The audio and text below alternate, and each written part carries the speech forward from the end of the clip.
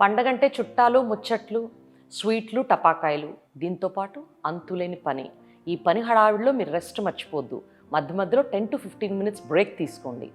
కూర్చునేటప్పుడు వెన్నుపూసకు సపోర్ట్గా దిండు పెట్టుకోండి, కాలి కింద స్టూల్ పెట్టుకోండి.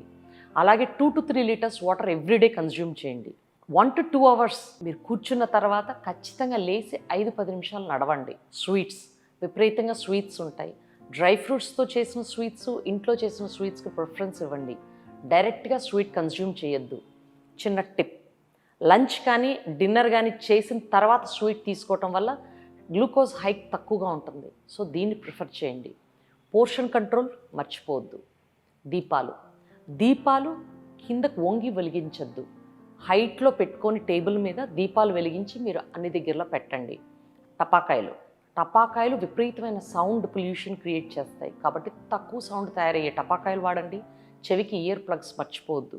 మరీ ముఖ్యంగా ఇది 3 months లోపు ప్రెగ్నెంట్ విమెన్కి చాలా అవసరం. టపాకాయల వల్ల చాలా స్మోక్ పొల్యూషన్ రిలీజ్ అవుతుంది. కాబట్టి మీరు డైరెక్ట్గా టపాకాయలు ముట్టుకోవద్దు. ఎంజాయ్ చేయండి ఎవరన్నా టపాకాయలు కాలుస్తుంటే. అలాగే మాస్క్ వేసుకోవటం మర్చిపోవద్దు. అందరికీ దీపావళి శుభాకాంక్షలు.